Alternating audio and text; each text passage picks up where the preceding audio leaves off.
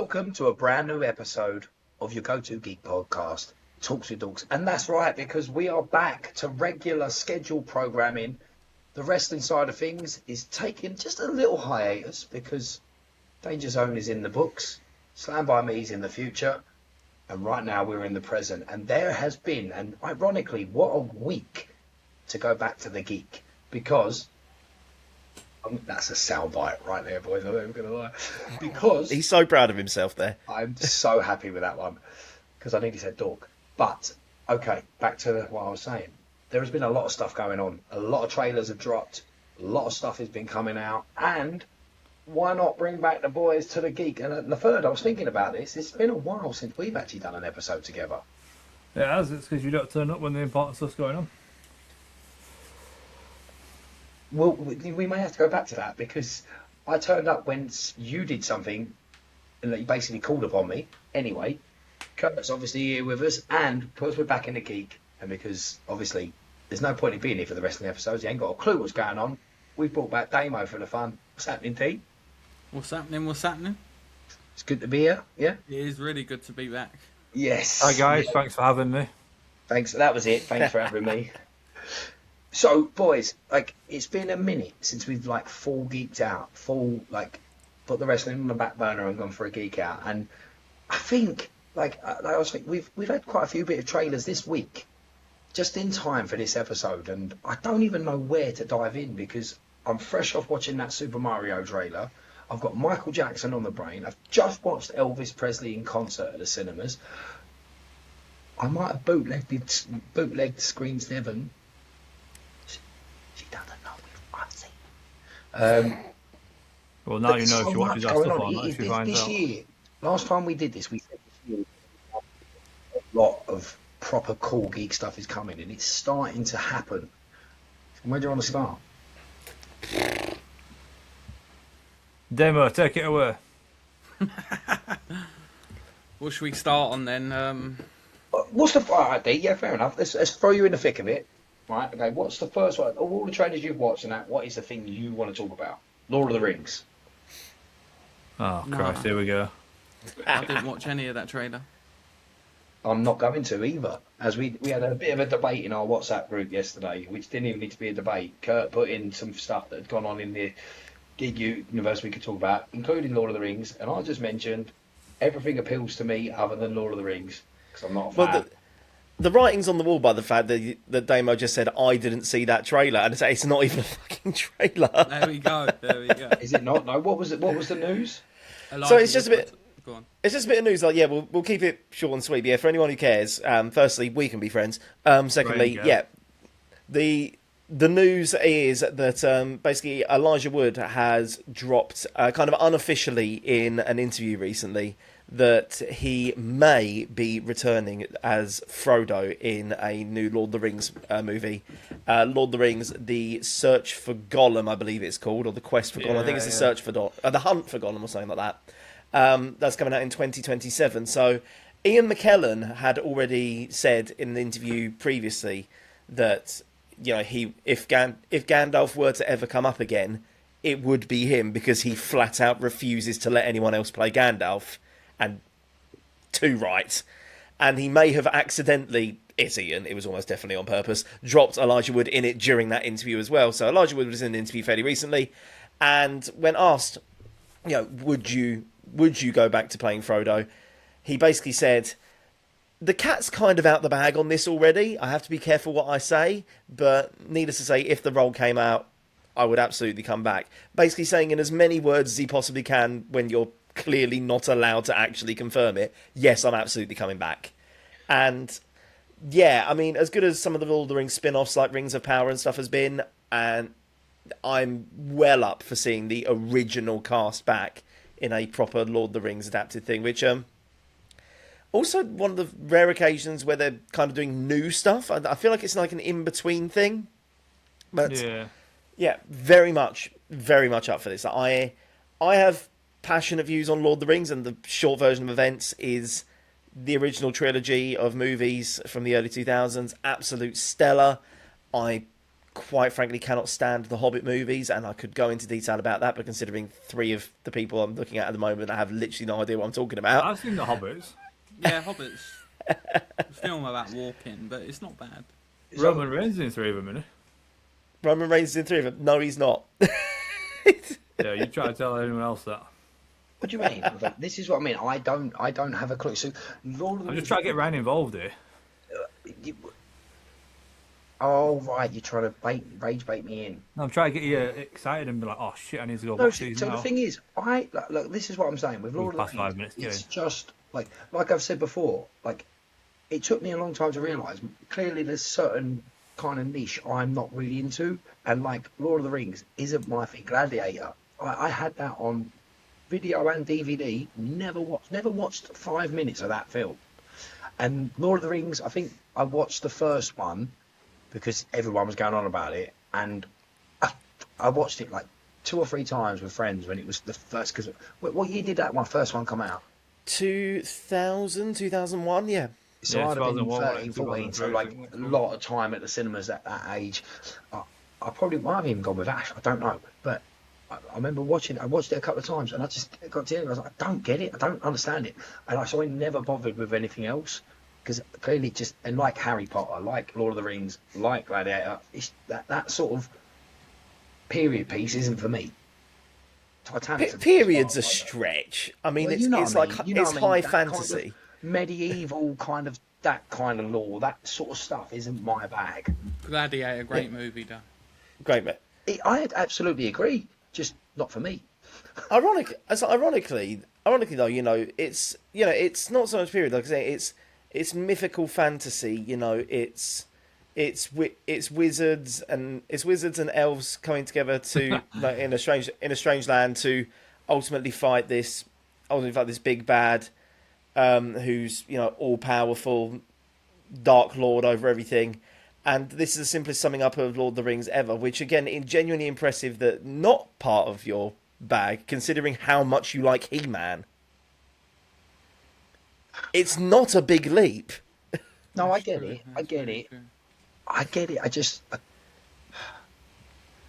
If again, He-Man, you say how much I like He-Man. I'm not a huge He-Man fan. Ash is probably, out of all of us, I would say Ash would be the one that knows all of it. I got back into it when Kevin Smith did them ones that are on Netflix, because one, I remember it as a kid. I remember the film. I knew who He-Man was.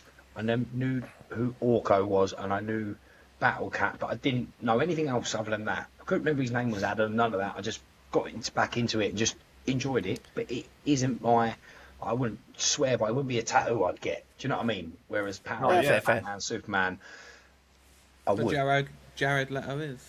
It's fucking bad, isn't it? That's so crazy. I had this on live earlier. I was talking about something to do in my background, Batman, and I said, I've got Joker tattoo. That it was because I had my Heath Ledger jumper on, and I said, he's not my Joker. I said, and then someone said, I've got a Joaquin Phoenix tattoo on me, and I said, funny, I just said Heath Ledger's not my Joker, and of all the Jokers I could have, I've got Jared Leto tattooed on my arm, and he's literally not my Joker. It would be Joaquin, but first Jack Nicholson. So I think I mean, to be fair, if the last movie's anything to go by, I think Joaquin's actually a harder sell than Jared Leto is nowadays. Like in it mad, because that was the biggest go up for number one, but the biggest fall off you could possibly get. How could you get a film that was that different and that bad compared to the passion and what you put in for that first one? Because they basically prioritised Lady Gaga, that's what they did. Yeah, it felt like the 90s, where the whole thing was just basically an advertisement to have her singing.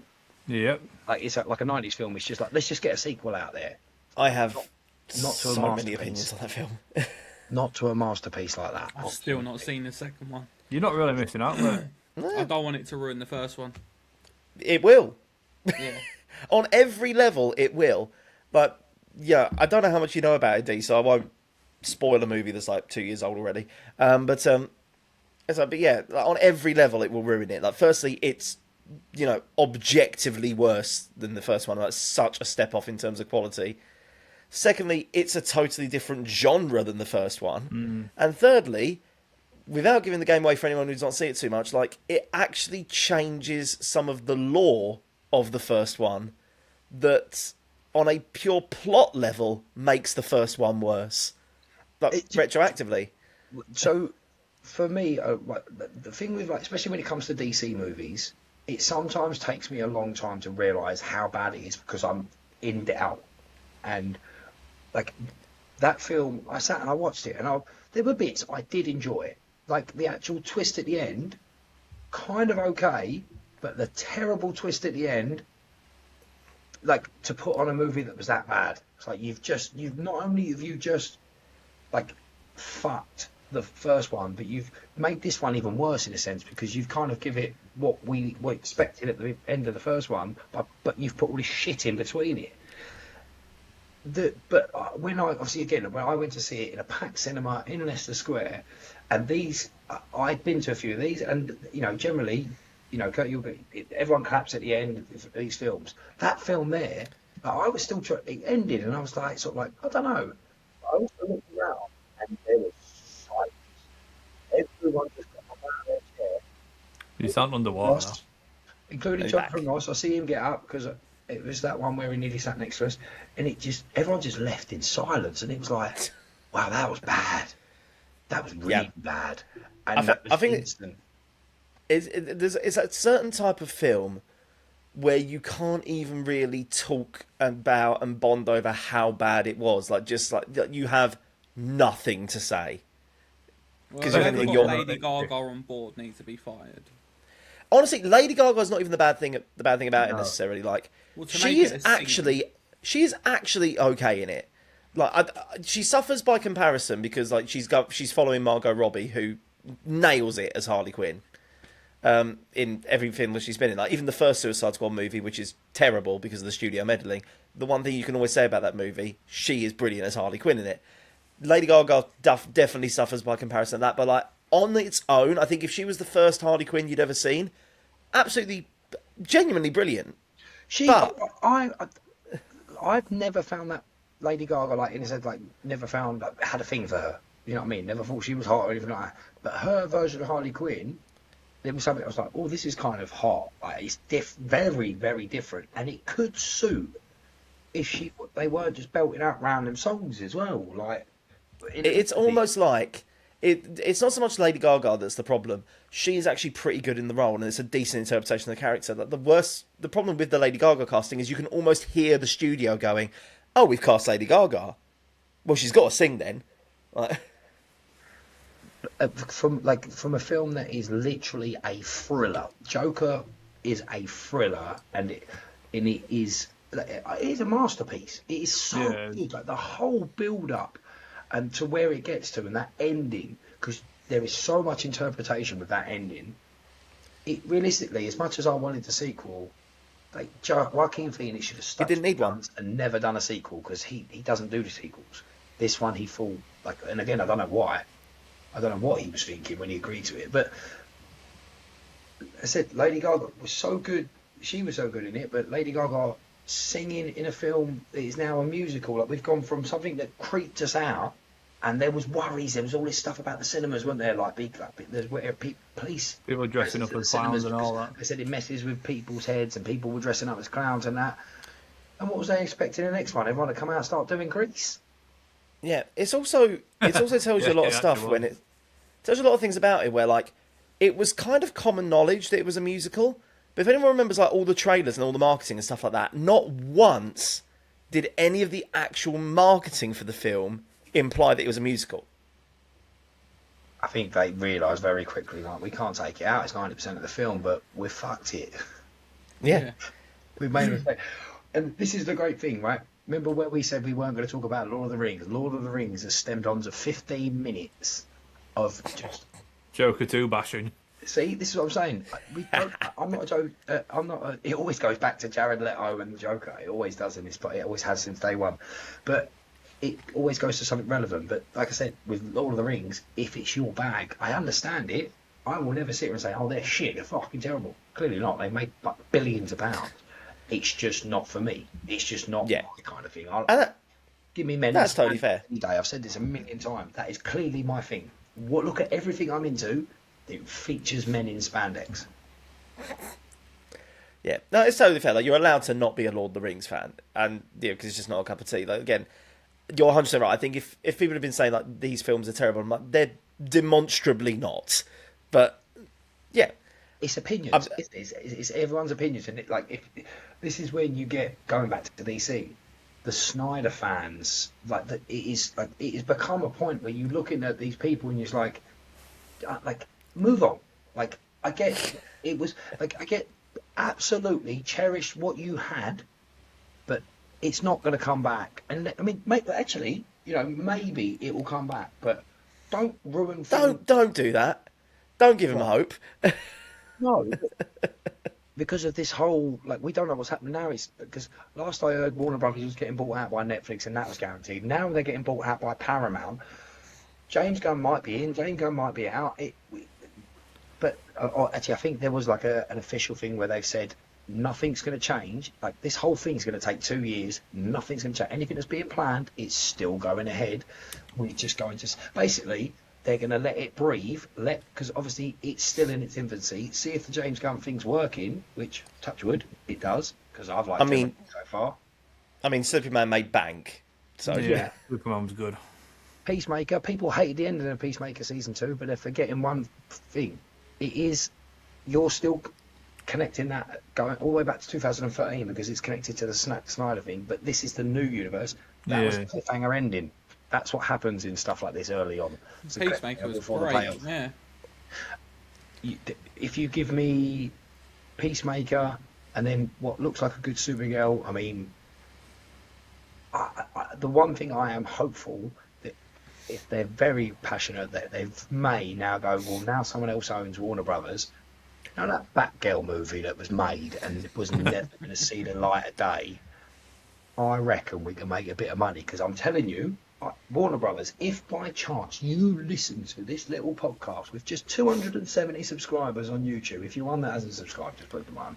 But Warner Brothers, if you are watching this clip, I promise you, release that film, and I know at least one of this team, will go see that film at least 10 times, because it could be the last time I ever see a new bit of footage of Michael Keaton as Batman. So, just saying, that's it. And if it's shit, he might end up with a tattoo.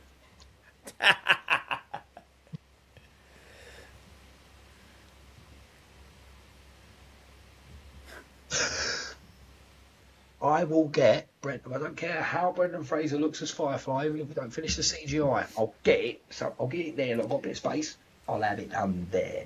But I will go see that film, because when Flash come out, there was I don't know actually. Maybe that by then they'd already scrapped it, but there was still a bit of hope we might see him one more time. I do not think we will ever see that again. So there's stuff out there I haven't seen. I would like to. Thank you, Warner Brothers. And if you want to invite us to any premieres, early screenings, we would be very polite. Kurt will literally stumble through the crowd to get to you.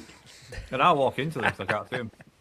Yeah, to be fair, that's probably why we don't get the invites. They listen to this and go, hang on, he's going to bump in all the celebrities. He's going to fall over.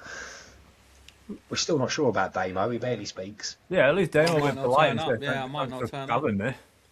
Yeah. How was your birthday, by the way? Yeah, it was great. Yeah, you wouldn't know, would you? No. Oh, shit. Do you know what I got off him?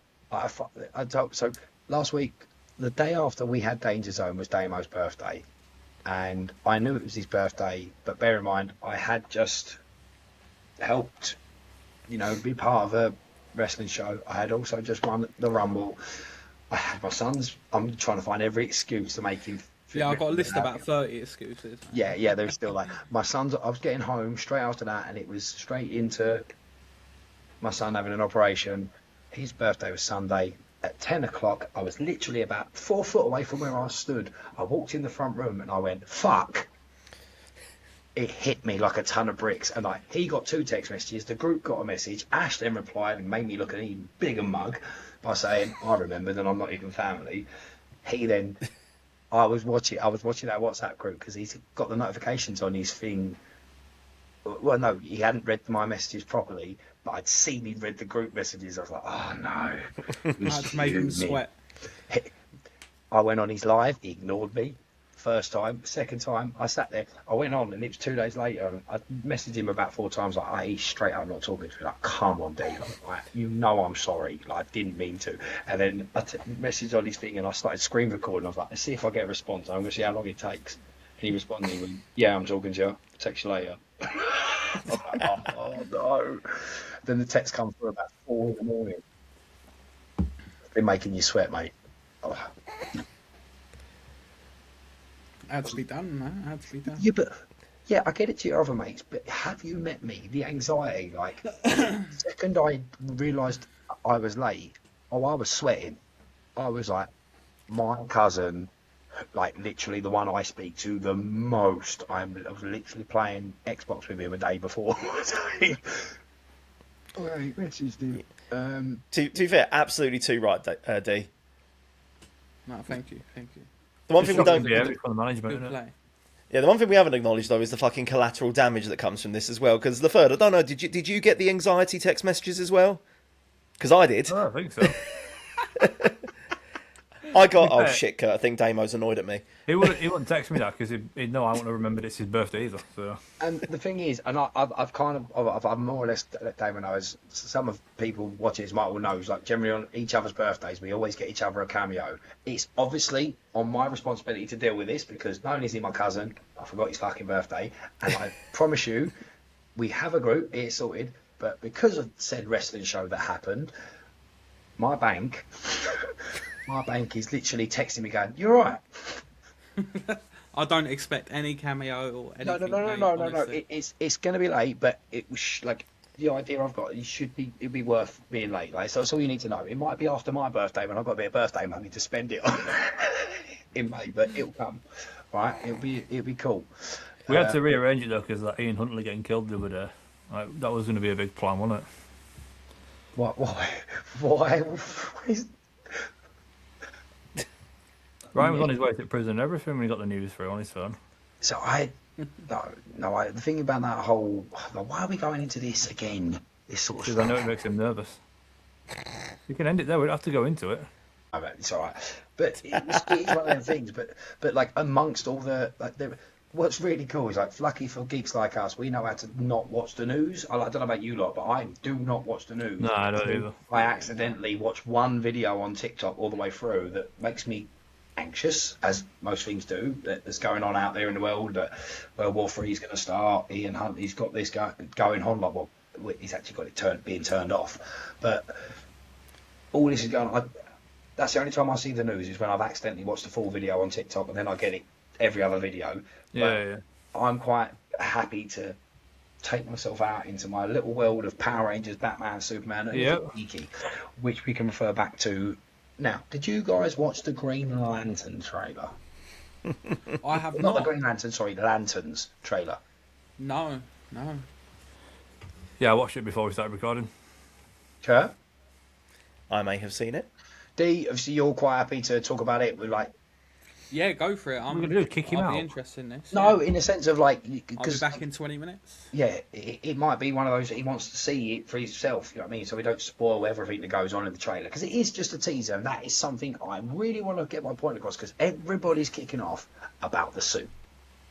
And everybody's kicking off, and it's like so many times, please, it's called a teaser trailer. It's meant to get you talking. Of course, like... They know the fundamentals of what a Green Lantern is. And that suit, yes, it did look brown in the wardrobe. Was it in a wardrobe? Yeah, it was hanging up on a curtain on it. But if you look at him, see, it's lighting. It's the tone of the show. The tone of the show is darker than the tone of like Superman, obviously set in the same universe. People are kicking off that it's grounded, it's on Earth. Like, they literally told us it was going to be that. But do you really think it's a Green Lantern show where there ain't going to be more, like, they're telling you what it is. There is obviously a lead up to something that people are like, just don't understand. Wait till the show. Wait till you see that show. Because it looks really good. I like the dynamic. I like Hal and John. Is it Anton Pierre? Yep. Is that right? Yeah, Anton. Is it Anton or Yeah, Anton? yeah, yeah. Something like that. Yeah, Pierre, definitely surname Mate, Pierre. his eyes are cool. He's got like proper like he looks like a superhero. Like he's got the superhero kind of eyes. So like a Green Lantern with that. Wait till you see him with a Green Lantern mask on. He's gonna look epic, and he ain't gonna need no like eye visuals because he's got cool like piercing eyes. Wish I had eye visuals. Is that the same Green Lantern from the Superman movies? No, so No. he might probably Okay. be in it. Obviously, Guy Gardner, but this is about Hal Jordan, which is the same one that Ryan Reynolds played, Yeah, yeah. and John Stewart. Hal Jordan is clearly like not just starting; he's clearly older. The veteran. I can't think of who it is that plays him, and then you've got John Stewart, and like the basis is of the trailer is that he's kind of teaching him to be a Green Lantern as such, and he's like, I've not even got to wear the ring and stuff like that. So there is obviously, and they've said something about, they say something about aliens in it, and everyone's going, no, it's on Earth. I'm like, they're talking about Green Lantern stuff. Like, you've seen a 1 minute 30 teaser trailer. That's what that is. You haven't seen a full trailer yet. That's what a teaser is because they want you. They've rage baited every single one of you, hopefully. But it looks good, and like I said, what I love about every DC project I'm seeing is the tone is different in some way, like the colorings and stuff like that. And that's what James Gunn said. This is a comic book world. They will feel different, but they will blend. Again, I think James Gunn has admittedly suffered slightly from the fact that, Superman very much is a James Gunn movie. Like you can see his storytelling style, his visual style, his directing style, all over that. And then people are then moaning about that just from what they've seen of Supergirl, like, oh, it's just Guardians of the Galaxy. I'm like, well, yeah, it's a superhero movie in space, starring written and directed by James Gunn. That is a direct sequel, pretty much, or prequel. I can't quite figure out what the timelines are to the movie that you've just seen that was very James Gunn-y. So of course this one's going to feel like Guardians of the Galaxy. That's not a bad thing. But to think that man can only do one style, like you don't know James Gunn. And also, like, the man respects the franchise enough that he wouldn't do that as well. Like you nailed it in that he's. People asked him at one point saying like, yeah, but what if Superman being so bright and colourful, like what if you wanted to do a Batman movie? And James Gunn just straight away said, well, yeah, Batman's not bright and colourful. It ain't the '60s anymore. My Batman would be gritty. But then think of like so it's the tone of the set. It's like Gotham is obviously going to look like a dark And gritty, and that is what it should look like, a dark and gritty city. I'm with it with the rhyming tonight. I don't know what's going on. I've just thought of an episode title. So if you then look at Super Metropolis is bright, sunny. Like it's that. If you watch that clip where he's standing and going, that's what it takes to be human. There's a lot of shots that actually bugged me in the cinema where he moves out the way and the sun is beaming through the window. That's what Metropolis is. It's a bright, sunny city. Gotham's going to be dark, but then think of that colouring of that Superman suit when he visits Bruce in the Batcave. Now, there's a big difference because when we've seen that before, Zack Snyder had the darker toned Superman suit, so it blended quite well with the Batcave. Now, imagine the pops of them colours against the background of the Batcave being dark and gritty from that Superman suit in the Superman movie. I mean, yeah, people say that the two can't work together. Like this has been proved to be doable on so many occasions in the past. I mean, just among what will be close to many people's heart, that the DC animated universe, from like the Batman cartoon, the original Batman animated series, and of course the Superman animated series that came shortly after that, very clearly exist in the same universe with a similar visual style. But their Superman was the big bright blue Boy Scout, and their Batman, Kevin Conroy, for so many people, is Batman. And because they nailed the aesthetic of the character, and also that's just all the other Batman enthusiasts just texting us right now, saying who their real Batman is. That's the song, and we can hear you. But yeah, and also they also once again nailed the visual style despite keeping it very much in universe still. And one of my favourite things about the Batman animated series, again, made by people who understand Batman, famously, not so much the new Batman adventures, with the slight redesigns they did for that, but the original Batman animated series, they went so far as to actually draw everything on black background paper. So it was basically the film, even before you did any animation, it was already dark. Yeah. Rather than drawing on white, they drew on black. And again, by the time they're doing Superman, same universe, mixed it up. They understand who Superman was, and these two could then mix in the Justice League movies and series, and yeah, it still worked. So, I that's why I'm with this whole. I believe it is officially going to be Paramount that's taking over Warner Brothers. They're going to let it flesh out for the next couple of years, which gives it time to grow. Because there is obviously, what have we got? We've got Clayface coming this year, Supergirl coming this year, Lanterns is coming this year, obviously. So that's 3 things coming this year. That sets up the world quite nicely. Ready for Man of Tomorrow, which I can't remember if it's next year it's coming out, but it's definitely starting being produced now. So then you've got Man of Tomorrow, where, sorry to anyone that doesn't really care about this, but it's pretty obvious we're getting a Brainiac. We've got, in the first few bits of DC from James Gunn, we've got a Superman, we've got a Mr. Terrific. I've said Mr. Fantastic in my head. Terrific. We've got who else is it? Guy Gardner, which you can give any grief about his hairstyle. Go read a comic from the 90s. Yeah. You've got all these little characters. Peacemaker joined in. We've got so many little bits of different characters, and then we've still got big ones to come. It's not again, I love Zack Snyder's vision of what it should be, but just we're building a world where we can still bring in a Batman, and we can still bring in a Wonder Woman and build it even bigger and bigger.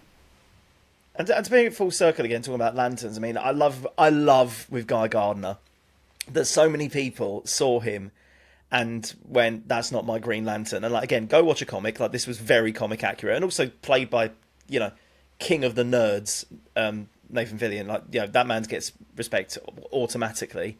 But also anyone who's saying "not my Green Lantern," I'm like, that's actually basically what Guy Gardner is in the comics. There's even scenes in animated media where you have Hal Jordan and Jon Stewart interacting with each other, and the rest of the Justice League go, "Isn't there a third Green Lantern?" And they both go, "No," because it's the running joke is that Guy Gardner's a bit of a prick, and even the other Green Lanterns don't like him. What did you think? Obviously, you watched it just before. I was a bit confused at first. I was like, "This is not the guy from Superman." I don't know much about Green Lantern and the Lantern Corps and all that, so I thought it looked alright. It looked a bit more down to earth, a bit more gritty. I know that obviously we've got superpowers and whatever, but compared to Superman, it was a bit more almost like Wild Westy sort of scene. And you know what? People are going to hate me saying it. I'm here for it because they're obviously going to go out to space. They're talking about it in that teaser. They're literally. I think he said something along the lines of have you spoke to the other? He's like, yeah. So you spoke to the other Lanterns, yeah. Yeah, we're humans or whatever. He said I'm the only human or something like that. That's literally the setup line that they could have said to the show. But they're literally telling you, we're going out to space soon, but you got to wait a little bit. That's what building a world is about. You're not just going to instantly go right first. Because again, look at the Ryan Reynolds one. It was trying to do too much in one, and it just became a bright green mess. Oh yeah, these are also the same people who would have complained about the fact that, the Snyderverse, they rushed to get Justice League out the gate and didn't spend enough time building the individual superheroes who were going to make up the Justice League. They basically wanted to do Avengers right out the gate without laying the groundwork first. I make that complaint, but then I wouldn't then complain about the new universe taking its time to build stuff and get there. You can't have your cake and eat it. Yeah, and they're giving us just enough. They're giving us a couple of films in a season, not 3 seasons of stuff to watch in a year plus 3 films. That's enough. 2 films and a season. Hang on, no, or is it 3 films? It's enough to keep the interest in it. Hang on. What? There was 4 things I've just said, haven't I? Clayface, Man of Tomorrow, Supergirl. He's a Peacemaker. Lanterns. Was there something else that's coming? Isn't there another season of Penguin or something coming? No, but that's nothing. The Penguin's nothing. It's the Matt Reeves universe. Yeah. Batman. And it was just thinking Oh, about there was an animated thing, wasn't there? Creature Commandos. Yeah. I think there might be a season 2 of that. But again, you don't have to watch that. But it's helpful. I don't think I've completed it, but I know the gist of it. I know enough to go into the Superman and know what that kind of side of it was. But I was just thinking to myself there, when we're talking about Green Lantern and the tone, it does have a Western feel. Now, we didn't see the bright greens of Green Lantern, but we know there is because Guy Gardner has shown us the greens of Green Lantern in the Superman film. Mm-hmm. Imagine that tone of that Western when them greens do appear. The colourings of it, it's going to look sick. And that's why it's not James Gunn, because yes, James Gunn loves bright colours. James Gunn's overseeing it, but he's got someone else directing. I could sit all day and go, I don't remember, but someone else is directing Lanterns. It's just he's overseeing the whole thing to make sure it all fits together. It's being done right, in my eyes. It's a lot of DC talk. I mean, yeah, and funny enough, there's one other bit of DC news that we do have from the week that might as well tick this off now before we move on officially. It's also Green Lantern, isn't it? Green Arrow this time. Green Arrow, sorry, that's it. So, news dropped during the week that they are going to be doing a Green Arrow comic set in the Absolute universe. I don't know if anyone's kept tabs at all on the Absolute Batman. No. So the Absolute universe it's definitely different. It's definitely more gritty's the wrong word. I almost want to say hardcore because you want to see what they're doing in the Absolute universe. Like this, the Absolute Batman is very much a Batman that takes absolutely zero shit. His villains are more warped versions of what you've seen previously. I mean, all you have to do is Google Absolute Joker, and you will see that character design. Is that the one with the long hair where he's jumping about and stuff? I've seen a version of Joker that does that. You might be thinking like the 2004 Batman series. Is it Michael Clark Duncan who voices him? I can't remember. Brilliant adaptation, actually. But yeah, the Absolute Universe is like very hardcore, essentially. That's the best way I can describe it. It's only really just over a year old at this point. It's had its share of pretty shocking moments. And it's just been Batman so far. Mainly, but they've actually, in October last year, they actually introduced their take on Oliver Queen's Green Arrow and killed him off a few pages later. A lot of readers very upset about it, but now they are bringing in an actual official Green Arrow comic in the Absolute universe. It turns out that his death is not as permanent as it might seem.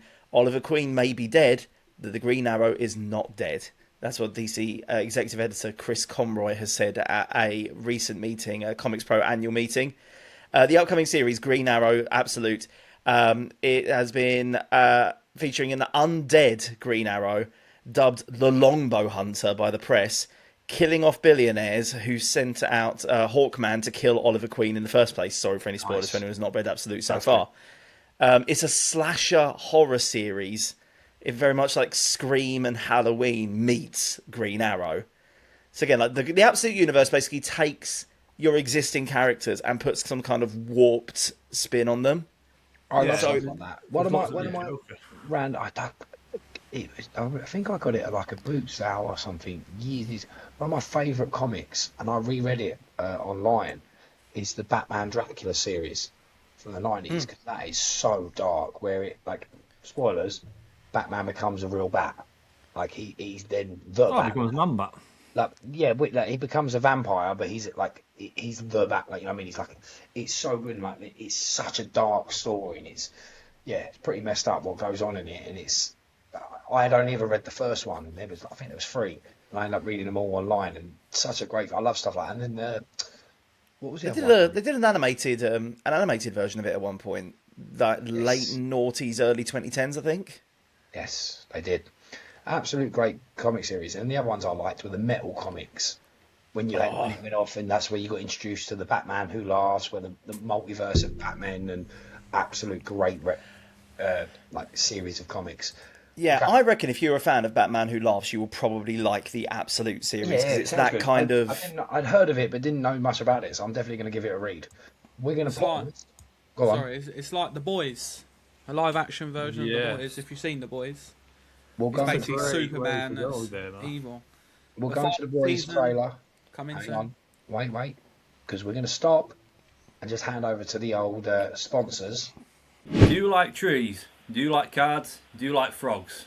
What about all three together? Because Ryan has got the place for you. Tell him, Ryan. How is this you doing a promo for Tree Frog Grading, our partner that grades cards and then gives us a discount code? That was just you throwing it over to me. Yeah, it's called delegation. It's called you having this information in front of you for 2 years and never paying attention to it. That's what that is. Yeah, is it on Braille on my screen? No, it's not. Good point. Tree Frog Grading is a partner we've had for 2 years now, and you can still get your cards graded and use the code TWD15 for 15% off. That's treefroggrading.com. And don't forget, if they've got any other promotion running on the website, you can add our code on top of that to save yourself even more money. LaFerd, it's as easy as that. Get your cards graded. Get your cards graded at a discounted price with the code TWD15, treefroggrading.com. Ribbit. LaFerd, this is how you do a promo. You ready? Well, when's someone going to turn up to show me how to do it? Wow. I'll show you how to do it. Our friend JC has got his very own clothing range. It's called Graffiti Washed. LaFerd, you remember JC, don't you, when he came on the podcast? I do, because we got a few messages and I thought, who is this guy? Yeah, well, JC came on the podcast and he told us all about his clothing range, Graffiti Washed. And with us, you can get 30% off by using the code TalksWithDorks30. Go check out his clothing range. It's fun, it's funky. Some people call it controversial. As long as you're talking about it, as long as you're buying it, and as long as you're wearing it. Graffiti Wash, Talks with Dorks 30 for 30% off. See? Easy as that, mate. Speaking of controversial, it means you might be able to get some of your own clothes instead of wearing everyone else's. Fair point. Who's watched back any of our TDW shows recently? Watched them back. I've done nothing but I'm the guy editing all of them. No, where would we find it? YouTube or? Oh, again, mate. Like, you're part of this podcast. How do you not know that we have a Patreon page? You've got content on there that you made. Yeah, but I didn't know what I was doing. I couldn't see what I was doing. It always goes back to the site. Kurt, you're quite good with this. Why don't you give LaFerd the little rundown on how, where, and what is available on offer for him to get our Patreon page? Kurt, do it in your announcer voice. It is easy to find, even if you're visually challenged. And yes, I will do it in the announcer voice. Get in. Ladies and gentlemen, did you know that Talks with Dorks has its own Patreon page where you can find exclusive content recorded by our very own man who doesn't have a single clue what he's doing, the one and only The Third. You can also see all of TDW's full wrestling events in all of their glory as they happen live with exclusive match commentary and behind the scenes and backstage interviews as well. Plus a whole heap more besides that. It's all available on the Talks with Dorks Patreon, patreon.com/Talk Dork Podcast. See, LaFerd, if you could, you've been around for 2 years and you still can't make an effort like that at all. Well, if I was a goose, I'd have bumps right now. Just hearing Kurt with that announcer voice is just worth pissing you off every week. Really? And did you know, LaFerd, that you don't even have to pay for the first month? We have got a link that will be down below that you can get the first month free. It means at the bottom of the video, not Australia. What did I say? Down below. That's down under. Not up here, it's not. Fair enough. Please subscribe, we need the money. Find us at patreon.com/TalkDorkPodcast. 1 month free if you click the link below and come back. Okay, so now we've heard from the sponsors. Dee was just about to start talking about The Boys. Now, see, I think I'm on season 3 of The Boys. Again, I really have so much to catch up on, but because it's quite late when the kids have gone to bed now, instead of spending them 3 hours binging a few episodes, I'm usually playing COD with Dee, streaming, trying Priorities. but it's also, I'm thinking of the galaxies and the gifts and the things, like trying to do stuff like that rather than do it. Then I'll get in bed and I'll go, I'll get in bed and I'll watch something new, and then I'll scroll to something I want to watch new, and I go, no, I'm going to fall asleep in 5 minutes, and then end up putting up something old and watching 4 episodes of that. It's a hell of a 5 minutes. I love The Boys. I do love The Boys, and it is such a good show. Like, You need to catch up. Final Yeah, season. you do. releasing 8th of April.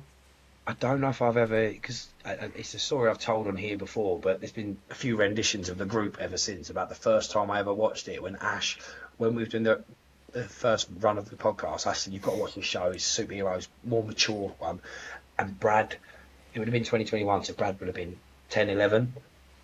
And I said, oh, Brad, like, I've been told about this new show, The Boys. And he's like, oh, yeah, I think I've heard of it. I was like, oh, yeah, like, should we watch it together? He's like, yeah. So we put the first episode on. First 2 minutes, A-Train runs through Thingy's girlfriend, doesn't he? And Brad's like that. And I'm like, oh, that's a bit much. 10 minutes later, Billy Butcher takes him to, what's his name? Who are you on about here? Starlight. Huey, that's it. Starlight. Is it Starlight? Yeah, that's what he's. Yeah, you can't call it Starlight. Huey. Starlight. Yeah. When Butcher takes Huey to the nightclub, and we walk in, and as he walks in, I'm sitting there and watching it, and I'm like, oh, this is interesting. And all of a sudden, there's people flying and having sex, and I was like, oh, that's a bit much. Brad's like, and then all of a sudden, what is in the Boys universe, the rendition? You're underwater, mate. Come closer. He takes a running dive straight off the table into a woman's body, and Brad goes, ah! I'll watch this later. To be fair, that's exactly what happened with me the first time I sat down to watch. Don't know if anyone remembers True Blood, the vampire series. No. He loved True Blood, Kurt. Yeah. So loved it. Don't get me wrong. I feel like it started to go off the deep end the longer it went on, but when it first came out, like, you know, it was this new thing, and it was this gritty, cool, horror, sexy vampire series, all of that. And yeah, I sat down with my parents to watch the first episode. I must have been no older than 13. Sat down with my parents to watch it, and basically we got, I think, less than 10 minutes in before you. It's like before you've had you've already had like you've had gore, you've had swearing and slurs and all that, which is fine. I've watched stuff like that with my parents before, but then you've already had about at least 2 or 3 full nudity sex scenes. I remember my mum just turning and just going like, "It's not really the sort of thing you want to be watching with your parents, is it?" I'm like, no, probably not, no. And brilliantly, like, direction I've got, Mum, and I don't know what to do with it. For the entire rest of the series, like, my mum never watched it. It ended up not being a bit of her. But both me and my dad watched the whole series of True Blood. Always had it recording on Sky. We'd always sit and watch it together, but never together.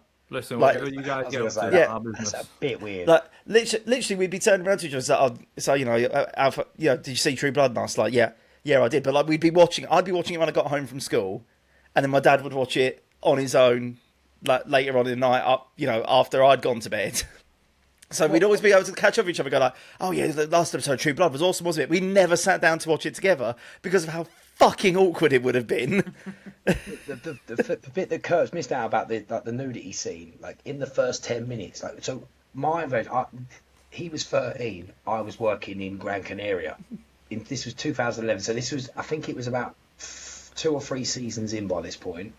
But I was working, and the girl I worked with in the hotel, Michelle, she'd gone on. I said to her about stuff, and I said, I think I was talking about Buffy the Vampire Slayer. Something like, she's like, if you love vampires, you'd love True Blood. I was like, nah, like, Vampire Diaries ain't for me. It's a bit catchy. She went, no, this is good. Like, this is a bit darker. She went, and it's like soft vampire porn. I was like, all right, yeah, can't give it a go.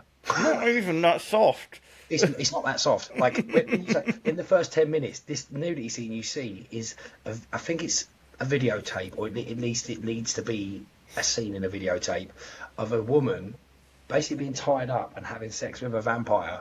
And this vampire, like, it's super fast, but you see it all. Like, it's like doing all these things. He's biting her, he's spanking her, he's doing all this, and it's like, whoa, yeah, slow down. And then, like, less than 10 minutes later, in the same episode, you get introduced to Jason, Suki's brother, Anna Paquin's brother, who's, he gets introduced mid-sex, like, with just a human girl. But again, like, you see everything. And like, he's the most redneck man's man you'll ever get. Is Jason Stackhouse. That's it. And honestly, if you've never watched it, if you want a good series to watch and you don't mind, if you like a bit of vampire stuff, outblows it. And weirdly, so what's made me rewatch it, there's a podcast I've listened to for years, it's called The Rewatcher. They did Buffy the Vampire Slayer. So obviously I've listened to that the whole way through, and as they were getting to the end, we're like, we've got a big surprise, we're going to do another one, and they mentioned Vampire Diaries and stuff. I was like, I'm going to give up on the podcast. Like, I'm not going to watch that with them, sort of thing. It's not something for me. And they were like, it's True Blood. I was like, fuck, I've been waiting for an excuse to rewatch this show. But yeah, so weirdly, they've done, like I said, a conversation about Buffy the Vampire Slayer led me to True Blood, but also that's how they've done the podcast. So omens and that. Yeah, it's been a while since True Blood stopped, and as I said, you never gave it a shot. You can do a lot worse than checking out True Blood, and I think actually that I'd want to go back and watch it again immediately because I loved it originally, and I feel like I wasn't a big fan with some of the directions they went in with certain characters, and it kind of switched me off of it. But I think, in like, what was it, a decade since it ended at this point now? I feel like kind of knowing where it went and being able to come back and watch it with, 10 years worth of context. Adult eyes. Yeah, that as well. Is it, how many series is it? Like 7? Yeah, I was going to say somewhere between 5 and 7 or something like that. Yeah, I think after series 3 or 4 is when you start to notice, for me, what I thought was like a drop off in quality. But again, I think it's more a case of like they went in certain directions with certain characters that I really liked, and I didn't like the direction that they went with them. But again, I think being able to come back, knowing at least where it goes and how it ends, and being able to say, all right, this character is always going this direction. So now I can kind of watch it back, knowing that that's happening, and just appreciate it for what it is.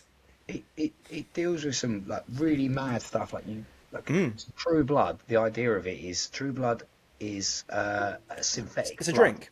It's a drink. It's a bottle of drink that vampires who have just recently, in the last couple of years, come out and said, like, we live amongst you to the humans. So it's like this.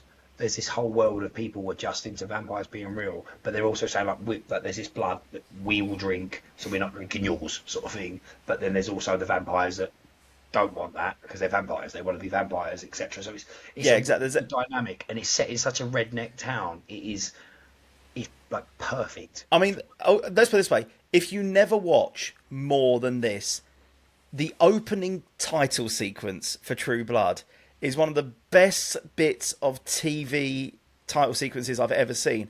That in the space of a single sort of country western style song and a bunch of totally unrelated B-roll, you don't even see a vampire, you don't even see any clips of the actors or the show or anything like that. It's just B-roll footage of just shit happening. Swamps, looking stuff, including babies in jars and like zombie, not zombie, but like decomposing animals.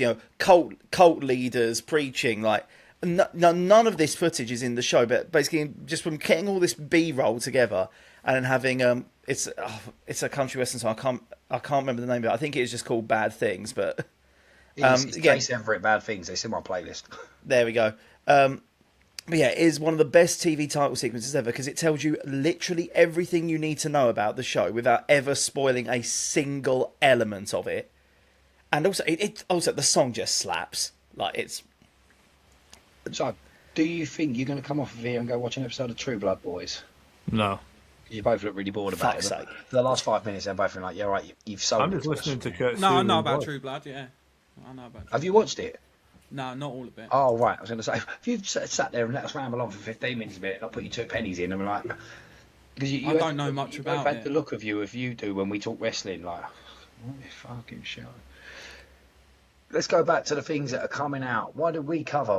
The boys we didn't even really cover, but it is like. What are you meowing at, you dickhead? Do you know what? For anyone who didn't pick up on the sound of your cat, then it just sounds like you were so fucking done with Ryan. What are you Do you know what? At, yeah, today's the meat clip as well, so it could be the replacement. Is it? Yeah. Oh, memory on Facebook. We need to get that reshared out before 12 o'clock so it disappears. I haven't been on the podcast socials much. It's more been wrestling than mine. So I haven't been looked at it, and sometimes I go on there and I don't know what notifications I've missed or who's followed what and who we should have followed or messages. So I'm like, I'll just leave it to you lot. Oh yeah, whenever I see the messages, I'm just like, yeah, someone else can reply to that. Yeah, but you don't, could you mark them as unread? No, I don't open them. Like some of the people we've got booked for wrestling shows that I cannot mention that I just did and we've just had to blooper it out. A messaging and I'd missed a message from him because someone had read it. So it was one. It was fucking one of yes. I don't So that know. means that what Ryan them has forgot he's read it and blaming us. Yeah, you're the only one in the green here. How's things going over on the Gaming with Dorks channel? You done much? Or... Yeah, loads. Yeah. Yeah, cool. Right. That was a quick conversation. The boys. Are we going back to the boys? Are we going back to the boys? Or are we moving on to something else that we can talk about?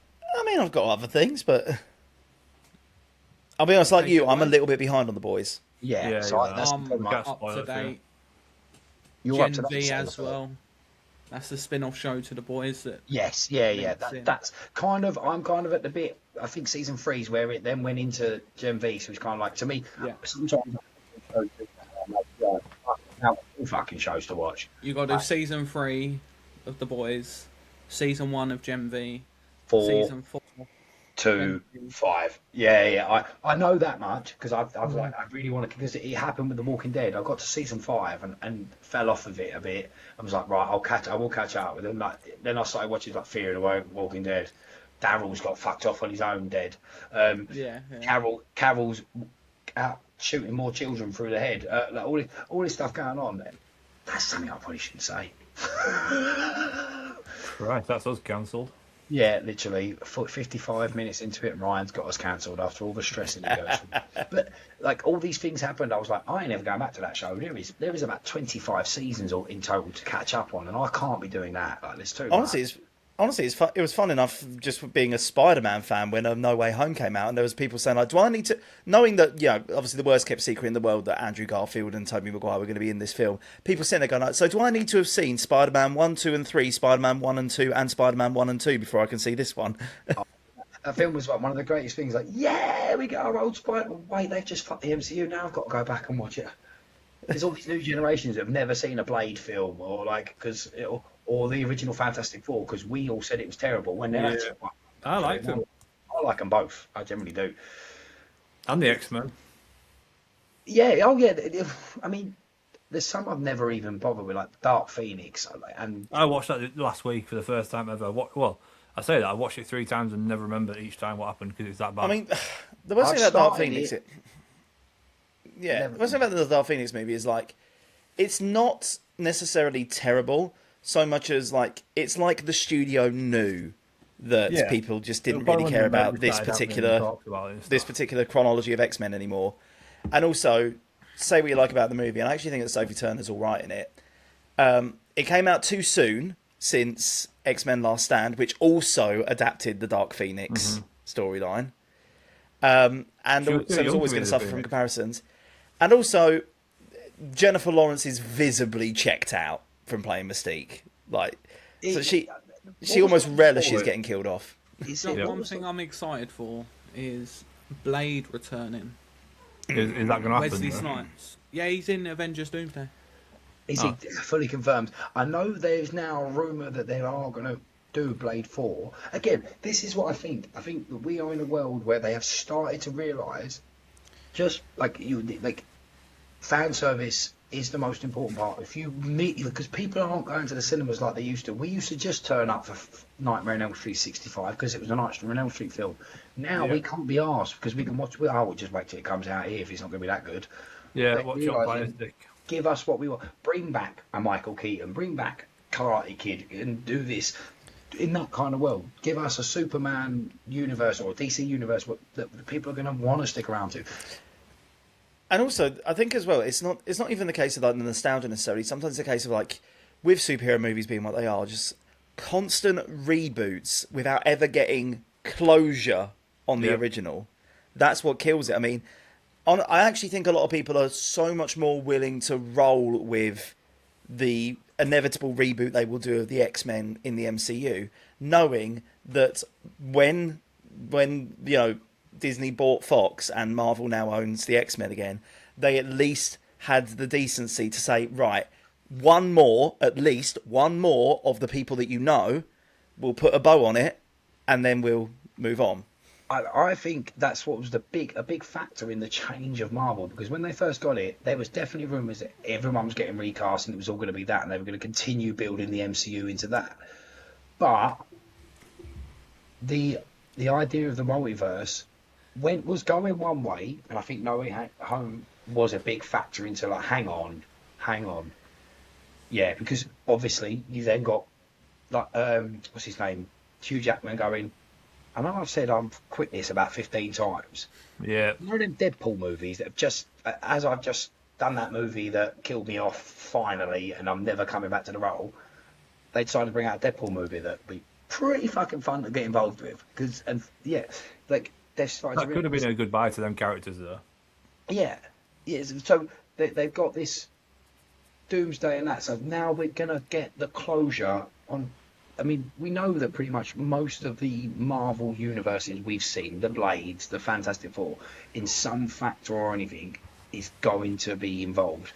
This will be the end of it, and we'll start after with a new MCU where they have the rights to the X-Men. They have the Avengers. Yes, I think there's still some... Wait, no, Paramount? No, it's Universal that owns Hulk, isn't it? Not Paramount. Yeah. Yeah, Universal... Yeah, we're the Universal technically owns Hulk. Which is why we've not had a solo Hulk movie in this whole time, because the Hulk can only ever be used as a supporting character. So, we can still have Hulk, though. We can still have a Hulk. Spider-Man, it depends what they go with that. But listen, if it comes to being Sony are going to be like, no, keep yourself to yourself now, Spider-Man's back with us. As long as you do it right over there, I'm okay with that. But also, it's not like, again... If we haven't got Spider-Man, I could live with a Wolverine and a Captain America movie, or all these combinations that we've been waiting a long time to see. Well, another rumour that's actually come out over the course of the last week, fun enough, you mentioned about Sony with Spider-Man. So, this has been reported by one of the dirt sheets that is usually pretty reliable for this. Though this is one of the first people that, reported on Deadpool Wolverine being a thing. And fun enough, in relation to that, after the success of Deadpool and Wolverine, a new report suggests that Marvel Studios and Sony are eyeing up a Wolverine Spider-Man movie. Oh, yeah, I've seen that.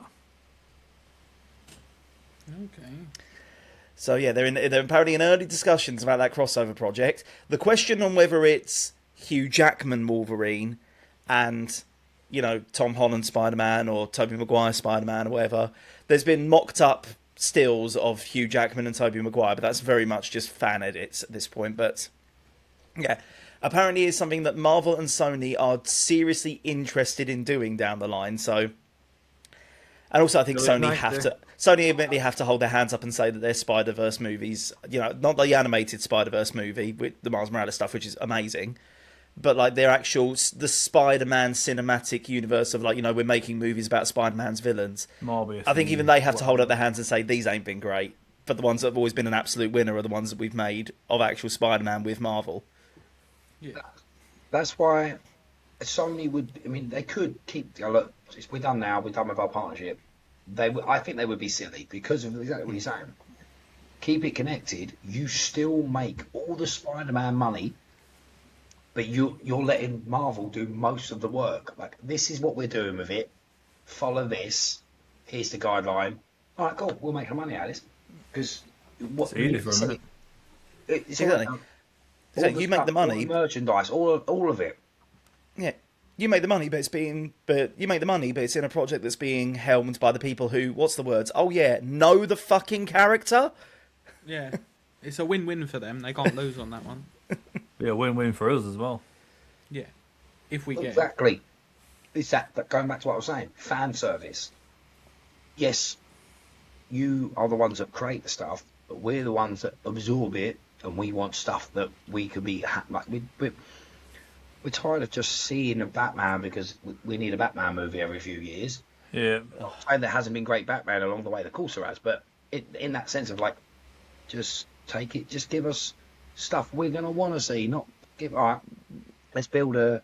I don't know. I'm trying to think of an example where they put boy in and the bad guy was nothing to do with a Superman law or something like that. Superman 4. Superman 4. Lex Luthor's in it, but he builds a geezer bit called Nuclear Man. Yeah. I mean, again, there's so many examples of film only exists so studio can keep rights. I mean, there's a Fantastic Four series that never saw the light of day. That's a Fantastic Four movie, sorry, should I say. It was like a TV movie. One? Yeah, the 90s one was never officially released. Only exists because the studio wanted to be able to say, hey, we've got the rights to Fantastic Four, but if we don't make a Fantastic Four movie, we lose the rights. Do any of you know the Dick Tracy situation? Do you know who Dick Tracy is? Any of you know who Dick Tracy is? That's the Thunderbirds, isn't it? And Captain Scarlet? No, that's Tracy Island. Fuck me. Dick Tracy is... I can't remember if it was a comic or what, but it was a film, late 80s, early 90s. He's like a detective. Oh, yeah, sorry, yeah. It's a weird one. He wears a yellow jacket and a yellow hat, and it's he's like kind of like a superhero detective. The world and all the bad guys are not normal. Like, they've got weird faces and stuff. I haven't seen it since I was a kid. But I think it's Warren Beatty that owns the rights. He played Dick Tracy in the movie, and to stop anybody else making a Dick Tracy, he owns the rights. But they will go into, it's like every 25 years, they go into public domain unless the owner of those rights, makes something to do with Dick Tracy. So every 25 years, what he does this interview thing as Dick Tracy, of course like that, and it's the most boring thing in the world, purposely, just so he can keep the rights. Yeah. To be fair, occasionally this pays off, admittedly, because... You know, as much as I hate the fact that, you know, film only exists because we want to keep the rights to the character, if that trend didn't exist, we wouldn't have Andrew Garfield's Spider-Man. The only reason that Andrew Garfield's Spider-Man exists in the first place is because they were done after Spider-Man 3 with Tobey Maguire. There was plans for a Spider-Man 4, but Spider-Man 3 didn't do as well as they wanted. They lost faith in Sam Raimi with it, despite the fact that Spider-Man 3... There was like... San Diego Comic-Con had Spider-Man 4 posters up. Yeah, they do. Again, it was going to be the Vulture and Mysterio, I think, were the two main villains. It was going to be. We're going to have Bruce Campbell as Mysterio. Yeah.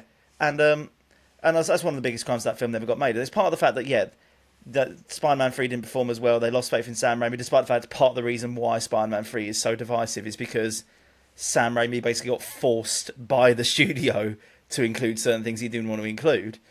You know, classic case of studio demands this, director doesn't want to do this, director does it anyway, studio shuts down director for making a movie that's bad, despite following every direction that he was given.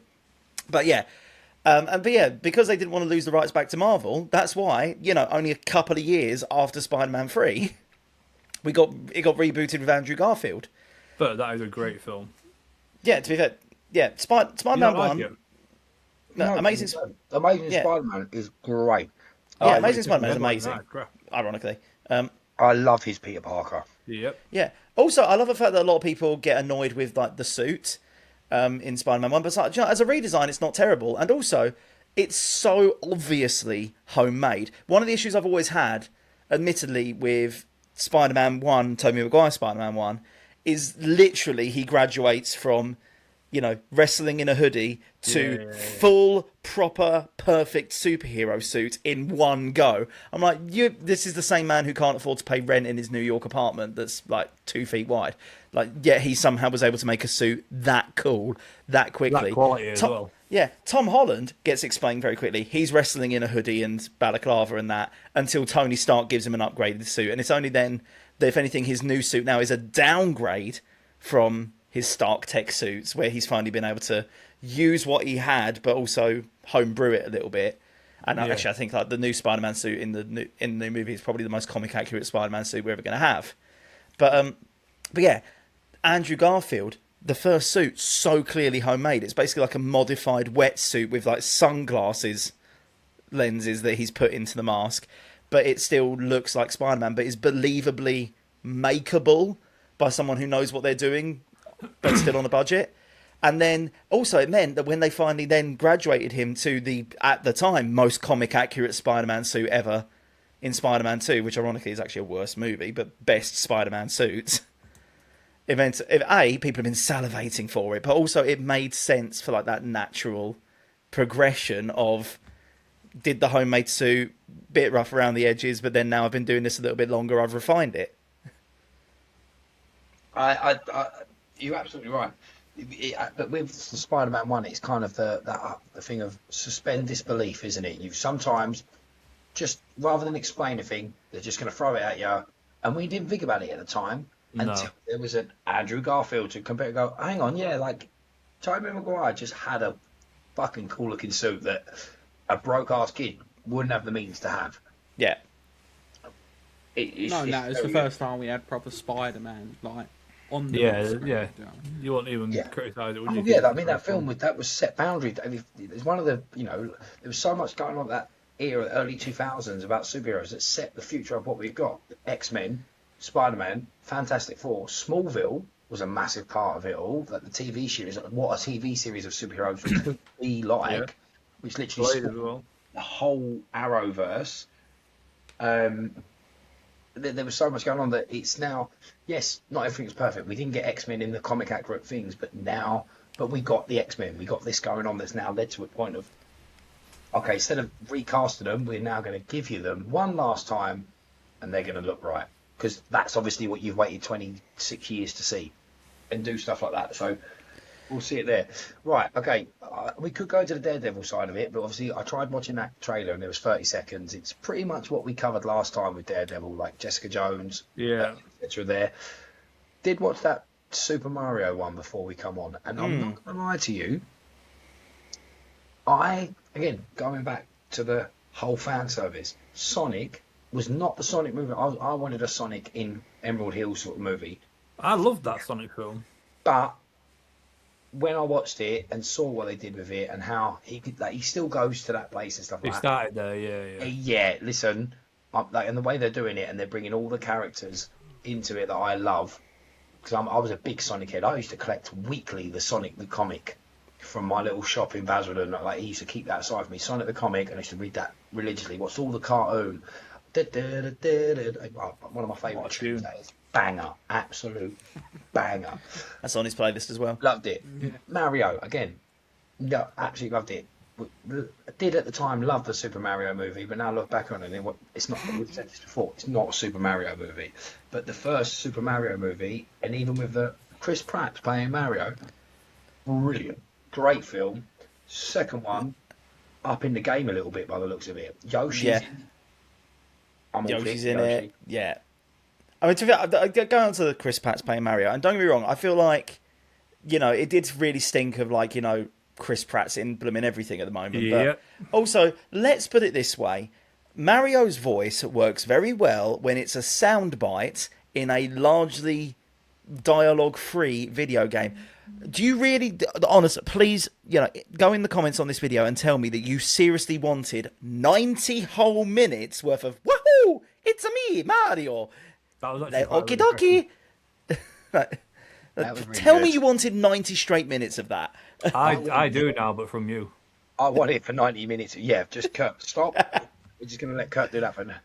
Yeah, that's the teaser for this episode. That could be the new meet. Mark that clip. Absolutely not. So I've done mine. Kurt's done his demo. You need to do one in a year's time. Yes, yeah. That is the new one. It's been a year. It's a me. But then it's a me. It's just the audio, and it's just a picture of Demo as Jimmy Savile from the Christmas episode. Hey, this podcast is never going to make no money. We're like the TDW side of things keeps growing, and we're doing things right over there. This thing just gets out of hand. But yeah, I mean, the visuals on that. There's certain part Mario evolved into certain things. I remember Mario, Luigi, Princess. What's her name? Princess Peach. Princess Peach. Let's see. I thought you said Fee. Or like Princess Fee.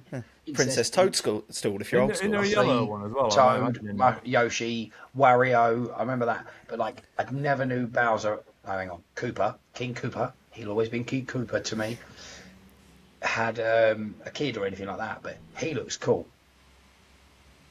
he looked really cool. And again, the colorings of that film is such a part, like a huge element of what makes it so good, because it just looks like a 4K version of them games. Yeah. More Mario 3 than a Mario 1. Unreal Engine 27 made that. Yeah, and again, I think that these are films that have been made by people who, they understand that actual universe. And there's certain things in the video games. There's some things in the video games that would never really properly translate to a full film necessarily, but they get it. They know that this is. You can't change too much about the game, because who's this movie for then? Like, people who are not Mario fans are not going to go and watch this movie. But people who are Mario fans are, and people who are Mario fans are fans of it because of the game. Yeah. It's you go back. It's like, you think realistically, what was the logic of the Street Fighter movie and the Mario movie of the 90s? Because what you want is our generation to grow up Mario, take their kids and introduce them to Mario as a way to introduce this movie, so then you can go and buy the games. You can buy them. So you're not going to, again, you think that Street Fighter movie, there was no way after, if I'd have watched that as the first thing before playing a game, I would never in my life used Blanca as a character as much as I did, because no, that was just, like I said before, it was Carrot Top, the comedian, painted green and had a bit of orange chest hair. But and the Super Mario movie, who looked at that and thought, oh God, yeah, I'm gonna go jump on some mushrooms and if you did, what? And if you did watch the Super Mario movie and really want to go play Mario, you probably had a really big shock to your system when you picked up those games for the first time. Yeah, you were probably expecting, what was that game? There was a game, I can picture it in my head, it was on the Mega Drive, it was Global Warriors, I think it was called, where they used to go around and they would cleaning up sewage and that. Yeah, it was more like that. That sounds terrible. It was terrible, terribly bad. That's why I was knowing. I was thinking, my head went to Toxic Avenger, which I still really want to go see that new version of Toxic Avenger. With Peter Dinklage. Yeah, Toxic Avenger was horrendously bad B movie from the 80s, but is so good, so nostalgic. It is the definition of so bad it's good. It has no right to have the cult following that it does, but then when you watch it, you go I can see where this has come from. But yeah, again, the Super Mario movies and Street Fighter movies, you're 100% right. No one was watching that and being I'm going to play these games now. And people who played the games and then watched it went, look how they massacred my boy. Yeah. That being said, though, I will not hear a single bad word said against one particular thing from the Street Fighter movie, and that is Raul Julia as M. Bison. Yeah. Yeah, exactly. And again, we're not going to go into detail about it because it's been unpacked 5 million times, but just in case anyone's watching us talk about this for the very first time and think that we're dunking on that, no. It's the one redeeming feature of that movie, and it redeems it hard. I actually don't even want to sit here bad-mouthing that movie and then go into talk about that, because it's just bad to talk about that man's performance in that film, because that was the best part of that whole film. It definitely was not Kylie Minogue and Jean-Claude Van Damme as Guy and Sonya Blade. Sonya Blade? Yeah. No, that's Sonya No, Sonya Blade's Mortal Kombat. I can't remember. That's how bad you were. Chun-Li, maybe. No, that was Street Fighter as well, wasn't it? Cammy? Me and Damo have no idea what you're talking about. Cammy, I think. Pretty much how you guys get through these episodes. To be fair, Damo's thanks for having me, guys. I really appreciate this. Yeah, no, it's been fun. But okay, so what about you two talk? Tell us about your thoughts. Oh no, I just meant about that bit about Street Fighter. I don't think we have a clue what you're on about with that Street Fighter, but Mario. Yeah, we can debate this for ages. Do you think Mario? By the way, Kurt, you still haven't put the belt anywhere on display. I know, right? Honestly, this is what I said just before we hit record. It has been a hell of a week for me, and I literally just about managed to get on 5 minutes late to the record because I've been juggling 500 things. I turned my camera on and just went, shit. The belt's not there, but that's what I was going to point out. It's right here. The background has now no TDW belt. I've now got my friend's McDonald's Funkos lined up because I completed it finally after weeks and weeks. Are they the friends ones? Yep. I just completed the set as well. So these are the three that I had. And then I've just completed the set with the extra 2. And I've also, because I am that guy, I also went on eBay and spent 20 quids on a proper friend's sofa display stand that they can all go on as well. I'll have that up before I have the fucking title up. But cool. I mean, to be fair, that is quite good. But I see stuff like that, and I'm like, nah, never end up buying it. I've got the. Do you remember? Right. Do you remember like when was it Temu when all like the lightning? No, not lightning. Legacy stuff was coming out, and there was people doing like holders for the weapons and coin them diamond coin things. They were so cheap as well. You look at them now; they're like 60 quid. They were like 6-7 quid at the time to get like if you wanted to buy a bundle of them. They're still a quid on Temu. Don't worry. Pardon? They're still a quid on Temu.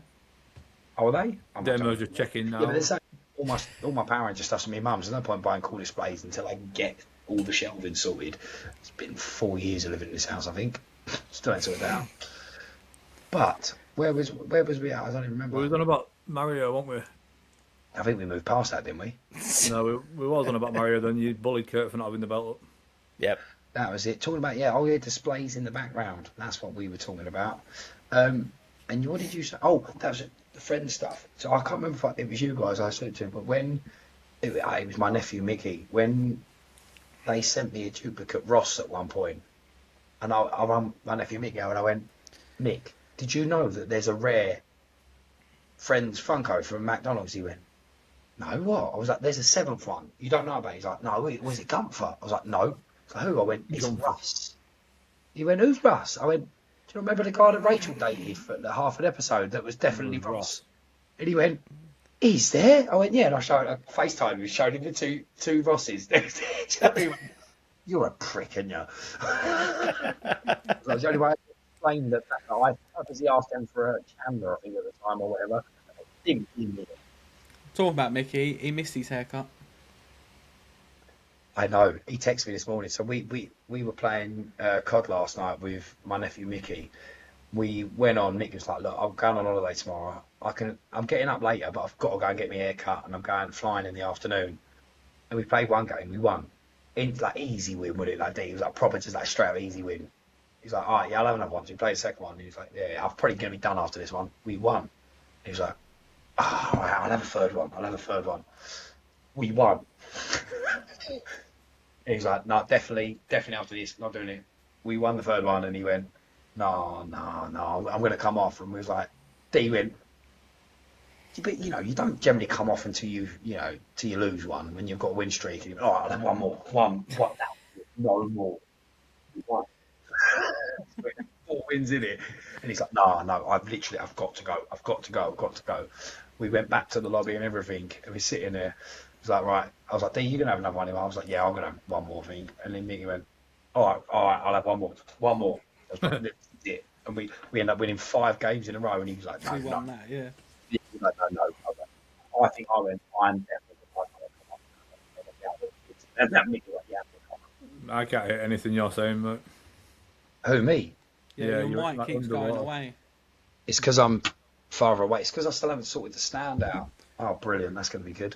So Patreon.com/TalkTalk Podcast. Help us buy Ryan a new mic. It's not a new mic. It's just a snap. It's because it's hard to get. There's like, to explain it, I can hold it up because that probably sounds better, doesn't it? Yeah. I might have to just do that from now on. Just do this while I'm talking. Actually feels all right. But it's... Fucking 1 hour 20 into this podcast and he figures it out. Yeah. I thought about this the other day, actually. But it's this clip bit here. They're actually really hard to get over. I bought one, and it was completely wrong size, and even though it's for the right microphone. So they're quite hard to get hold of. And it's that one bit that I can then attach to all the other stands. You know what I mean? So it's that finicky bit that I need. Yeah, I'll find it on Temu. Yeah.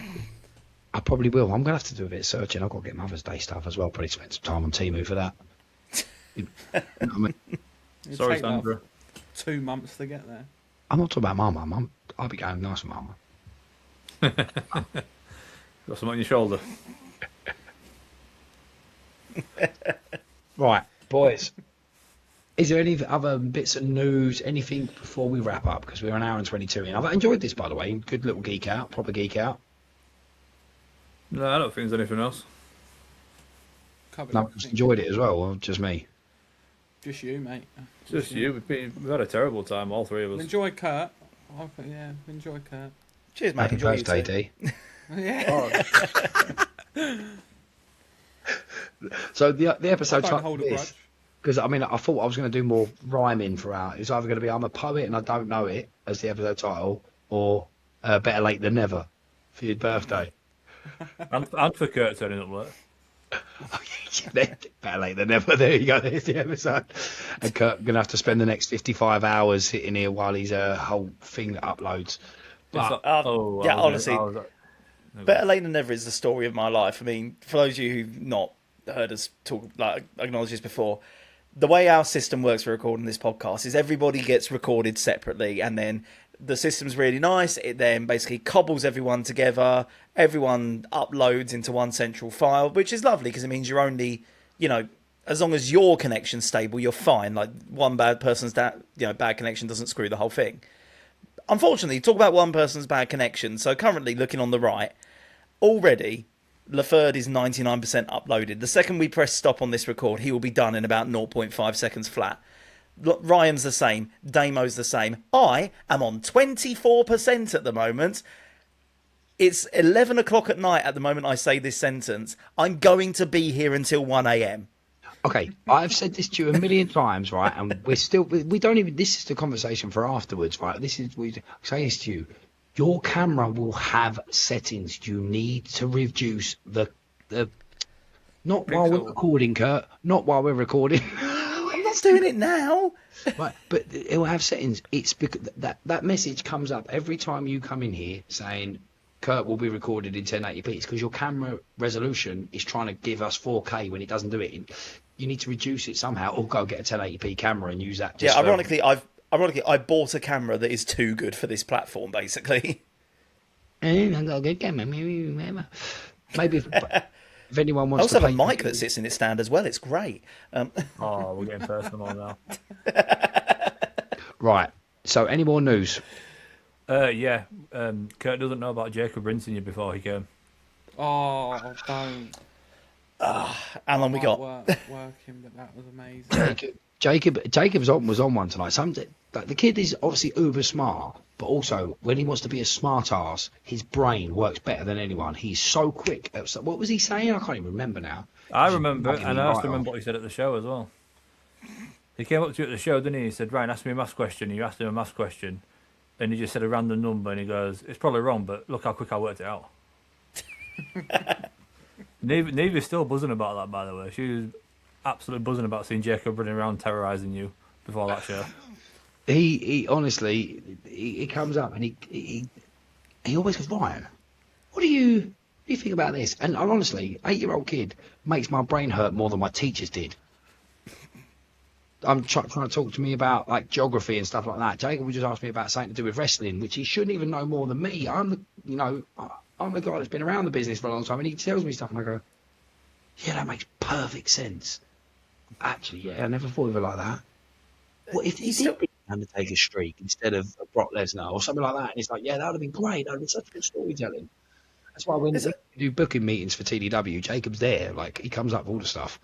It comes off of our branding. I mean, we've told this story before, but the fact that, we did a show called Back in Time that was all Back to the Future themed, and only after we'd made all the posters and everything for it, did he turn around and say, "Why didn't you just call it Smack to the Future?" And we went, "Son of a bitch, that is better." Yeah, kid named the King of the Skies tournament, but again, we're just rambling now. We're at nearly an hour. Right, so basically, what he did was, he said, "Ryan, how old are you?" And Ryan went, "I'm 39. He goes, "So you're 40, but you look about 60. And then he goes, "You're the same age as Cody Rhodes and Roman Reigns, and they've wrestled all around the world for these big companies, and you're nearly retiring." And then he goes, "I'm never going to be able to face you in a retirement match and retire you because you'll be too old." Oh, yeah, straight up. That kid's coming training with me from this week. He's coming training. I'm going to put him through the mills. I'm going to give him the old school drop kicks training regime. Go through it. Hard mats, all of that. Post him to the corners 500 times. All of that. He's going through it all. And me and him having a match next year because I want to retire, to be fair. But and yeah, he's going to learn a lesson. That is for sure. So, yeah, I think we're at the end of this hour and a half. again, as I said, I've enjoyed this. I've enjoyed having a proper geek out. It's been needed. We'll probably be doing the same next week. Maybe we'll have a bit more wrestling talk because we are, even though we're taking a hiatus on the podcast stuff side of wrestling, we are definitely planning some Slam by Me action, and you're going to look forward to this. I say planning. These guys are planning. I'm just getting told bits and bobs along the way because that's now my role. I'm not the chair anymore, D. I've handed the reins over to these two and Jacob. Well, maybe you still get your tickets for the 20th of June. Who, me? Yeah, well, because I'm not. No, you have to pay for them.